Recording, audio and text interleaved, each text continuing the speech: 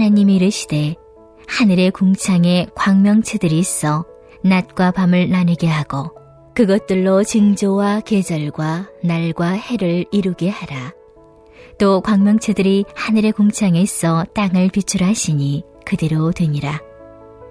하나님이 두 큰 광명체를 만드사 큰 광명체로 낮을 주관하게 하시고 작은 광명체로 밤을 주관하게 하시며 또 별들을 만드시고 하나님이 그것들을 하늘의 궁창에 두어 땅을 비추게 하시며 낮과 밤을 주관하게 하시고 빛과 어둠을 나누게 하시니 하나님이 보시기에 좋았더라.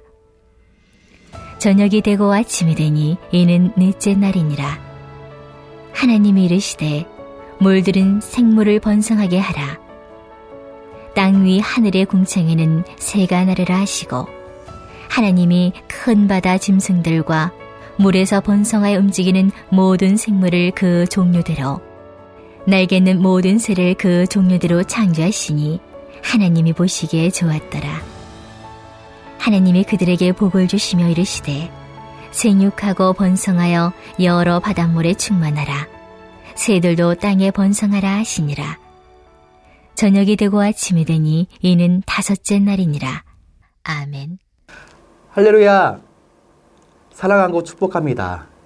여기에 오늘 하루도 우리 사랑하는 귀한 성도님들이 늘 주님 안에서 늘 주님 안을 바라보며 주님 안을 의지하며 주님과 동행하며 주님의 사랑 안에서 가는 곳곳마다 아름다운 흔적을 남기는 저와 여러분들이 되시기를 바랍니다.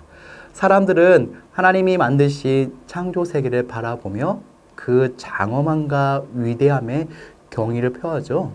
그것은 하나님의 창조하신 세계가 하나님의 속성을 담고 있기 때문입니다.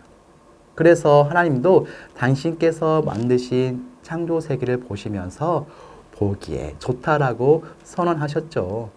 오늘 본문은 창조의 넷째 날과 다섯째 날에 하나님이 하늘과 바다를 채우신 내용입니다. 물과 바다는 히브리어로 마임이고요.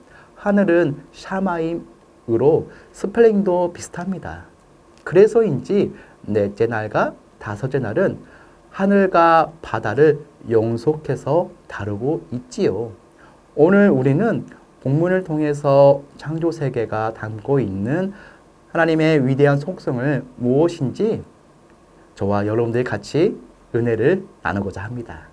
첫 번째, 하나님은 완전하십니다.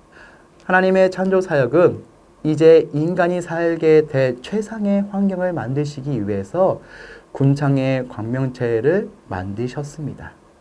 광명체는 주야를 구분하고 징조와 계절과 날과 해를 알게 하는 것입니다.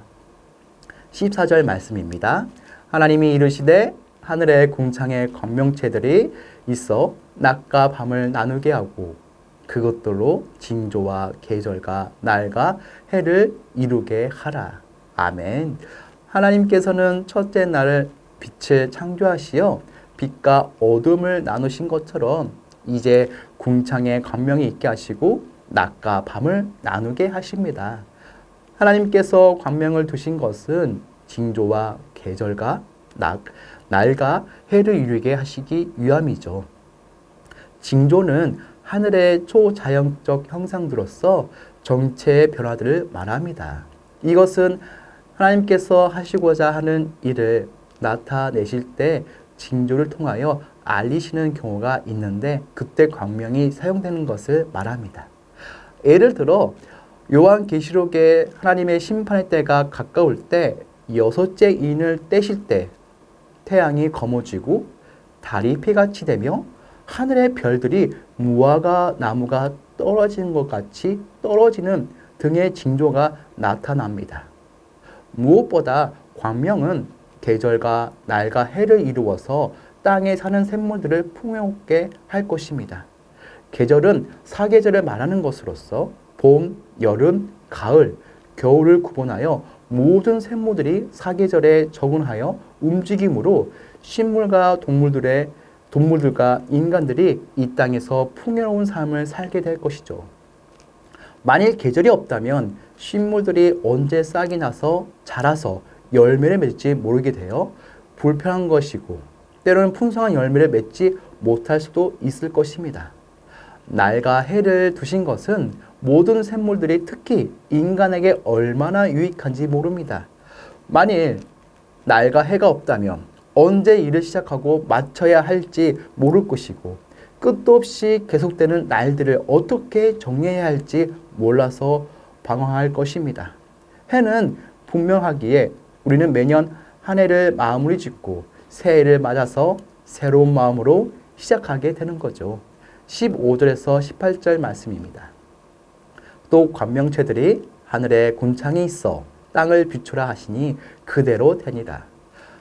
하나님이 두 큰 관명체를 만드사 큰 관명체로 낮을 주관하게 하시고 작은 관명체로 밤을 주관하게 하시며 또 별들을 만드시고 하나님이 그것들을 하늘의 군창에 두어 땅을 비추게 하시며 낮과 밤을 주관하게 하시고 빛과 어둠을 나누게 하시니 하나님이 보시기에 좋았더라. 아멘.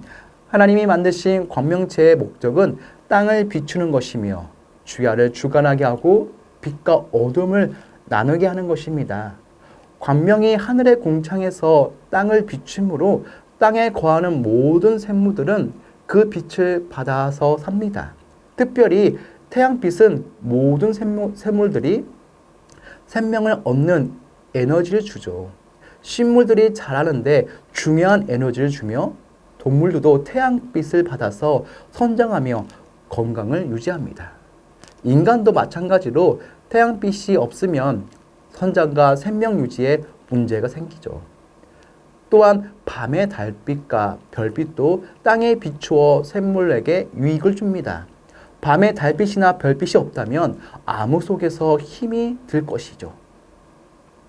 광명이 땅에 비춤으로 낮과 밤을 주관하고 빛과 어둠이 나누게 됩니다.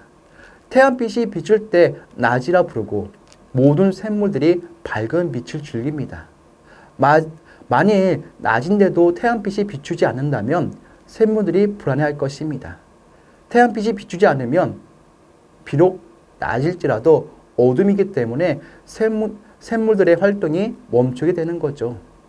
이와 같이 빛과 어둠이 광명에 의해 분명하게 나뉘게 되는 것이죠. 하나님은 창조하신 세계를 바라보시면서 보기에 좋다라고 말씀하셨습니다. 그것은 창조 세계가 완전하신 하나님의 능력과 지혜로 한치 실수도 없이 완벽하게 만들어졌기 때문이죠.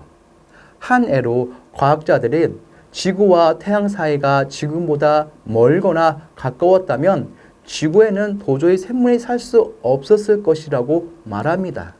지구와 태양이 지금보다 조금이라도 더 멀었다면 너무 추워서, 조금이라도 더 가까웠다면 너무 뜨거워서 생물이 존재하지 못했을 것이라고 합니다. 하나님은 창공에 빛나는 것들을 가장 정확한 거리에 두시고 땅을 비추게 하셨으며 생물이 살기에 가장 적합한 장소로 만드셨죠. 우리는 하나님이 창조하신 세계를 들여다볼수록 이러한 완벽함에 놀라지 않을 수 없습니다. 그러므로 우리는 하나님이 우리에게 허락하신 창조 세계를 바라보면서 그분의 전지전능하심을 깨달아야 하죠. 그리고 완전하신 하나님을 경외하는 자리에 서야 합니다. 무엇보다 전지전능하신 하나님을 경외하며 불안정하고 허물투성이인 우리를 온전하신 그분께 의탁해야 하죠. 성도 여러분, 혼돈과 공허로 가득 차 있던 곳에 하나님의 그 손길이 닿자 완전한 세상으로 변화되었듯이 우리가 하나님의 통치를 받아들이면 삶의 그분에 의해 온전한 모습으로 달라져 그분이 보시기에 좋은 모습으로 아름답게 변화될 것입니다. 두 번째, 하나님은 충만하십니다. 이제 하나님의 창조 세계는 충만으로 나타납니다. 물의 물고기를, 군창의 새들을 창조하십니다. 20절에서 21절 말씀입니다. 하나님이 이르시되 물들을 생물을 번성하게 하라. 땅 위 하늘의 군창에는 새가 나르라 하시고 하나님이 큰 바다 짐승들과 물에서 번성하여 움직이는 모든 생물을 그 종류대로 날개 있는 모든 새를 그 종류대로 창조하시니 하나님이 보시기에 좋았더라. 아멘. 하나님께서는 물과 군창의 물고기와 새들을 만드시고 보시기에 좋으셨습니다. 물에 물고기가 없다면 생각해 보세요. 얼마나 험폐하고 초라해 보일까요? 아니, 두려운 마음이 들 것입니다. 하나님께서는 물을 한 곳에 모이게 하시고 그곳을 바다라 칭하시고 그곳에 물고기와 각종 생물들을 만드셨어요. 강과 바다에 살고 있는 각종 생물들의 모습은 너무나 아름다워요. 그것들은 하나님의 보시기에 좋은 모습이죠. 또한 궁창의 새들을 종류대로 창조하시고 궁창을 날게 하시니 보시기에 좋았습니다. 저녁 노을에 둥지로 돌아가기 위해서 날고 있는 그 새들의 모습은 우리에게 감동을 줍니다. 하나님께서 말씀하십니다. 22절 말씀입니다. 하나님이 그들에게 복을 주시며 이르시되 생육하고 번성하여 여러 바닷물에 충만하라. 새들도 땅에 번성하라 하시니. 아멘. 하나님은 창조하신 생물들을 축복하시어 생육하고 번성하여 충만하라고 말씀하십니다. 하나님은 만물을 전혀 변하지 않는 고정되고 불변하는 모습으로 창조하지 않으셨어요. 만물이 계속 태어나고 성장하여 점점 더 확장하도록 만드셨습니다. 하나님 안에 있는 충만한 생명력을 창조 세계도 닮아 그것을 담아내도록 디자인하신 거죠. 하나님께 무언가 부족해서 그것을 채우기 위해 세상을 만드신 것이 아니에요. 오히려 아무런 부족함 없는 충만한 생명력을 창조 세계를 통해 표현하셨습니다. 마치 타고난 예술혼을 가진 화가가 그 열정에 이끌려 아름다운 그림을 그려내는 것처럼 말입니다. 하나님은 당신께 있는 충만한 생명력을 창조 세계에도 담아 놓으셨습니다. 물속에 사는 샘물이든지 천국에 나는 새들이 있는지 땅에 거하는 생명이든지 모두 생육하고 번성하여 세상에 충만하도록 복을 주신 거죠.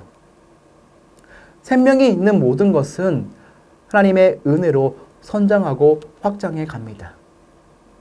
우주를 연구하는 과학자들은 우리가 감히 그 크기를 헤아리기 어려운 그 우주 역시 지금도 멈추지 않고 계속 확장해 가고 있다고 말합니다. 하나님이 창조하신 모든 것이 성장하고 번성하고 있는 거죠. 그렇다면 여러분, 우리는 과연 하나님의 생명력을 담은 피조물로서 성장을 하고 있나요? 믿음이 자라고 있는지, 선한 영향력을 계속 나타나고 있는지 한번 살펴보시기 바랍니다. 하나님은 우리의 삶의 모든 영역이 과거 모습에 멈춰 있기보다 당신의 생명력 안에서 성장하고 성숙하기를 원하십니다. 성도 여러분, 하나님의 창조 세계 6째 날 창조된 인간에게 최상의 환경을 만드시기 위하여 광명체를 만드시고 물에는 물고기를 군창의 새들을 만드시고 충만케 하시는 축복을 주십니다. 하나님께서는 당신의 형상을 따라 지으신 인간을 위해서 이처럼 세심하게 창조하시고 계십니다. 여기서 우리가 알 수 있는 것은 하나님은 당신의 사랑하는 자들을 위해서 얼마나 세밀하게 준비하고 계시는 분이신가 하는 것이죠. 하나님은 우리를 얼마나 사랑하시기에 독생자 예수 그리스도를 십자가에 죽게 하시기까지 하셨나요? 이것은 창조 사역에서 하나님이 인간을 창조하시기 전에 모든 만물을 충만하게 하신 것을 보아 알 수 있습니다. 그러므로 바울은 이것을 그리스도 안에서 충만케 하신 충만이라고 말합니다. 성도는 하나님의 충만하신 그 사랑을 받아 누리기 구원받은 존재입니다. 그리스도의 충만하심으로 성도를 충만케 하시는 것이 하나님의 구원의 목적이십니다. 우리는 하나님의 창조의 목적과 구원의 목적을 새롭게 깨닫고 하나님의 영감만을 위하여 사는 삶이 되어야 할 것입니다. 또한 우리는 하나님께서 우리에게 항상 좋은 것을 주시기 원하시는 분이라는 사실을 기억해야 합니다. 하나님께서 늘 우리에게 충만하게 축복해 주심을 믿고 나아가기를 원합니다. 그래서 여러분, 오늘 하루도 우리는 창조 세계를 통해 하나님의 완전하심과 충만하심을 보고 하나님의 경외하며 예배하는 삶을 살아야 합니다. 날마다 하나님의 위대하심을 우리 입술로 찬양하길 원합니다. 삶의 구체적인 영역에서 말씀에 순종함으로써 우리의 온 마음으로 하나님을 경외하는 자리에 서는 저와 여러분들이 되시기를 주님의 이름으로 간절히 축원합니다. 우리 다 같이 기도하는 시간을 가지겠습니다. 우리 첫째로 이 땅에서 내가 누리는 모든 것은 하나님께서 주신 은혜요 선물임을 잊지 않게 하소서. 이 세상에 존재하는 모든 것이 창조주 하나님이 계심을 고백하며 피조물로서 겸손한 삶을 살아가며 하나님만 믿고 의지하며 살게 하옵소서. 둘째로 하나님의 방법인 기도로 세워가는 건축되게 하옵시며 교회가 한마음 되어 선전 건축을 감당하게 하소서. 우리 두 가지 기도 제목을 가지고 같이 기도하는 시간을 가지겠습니다.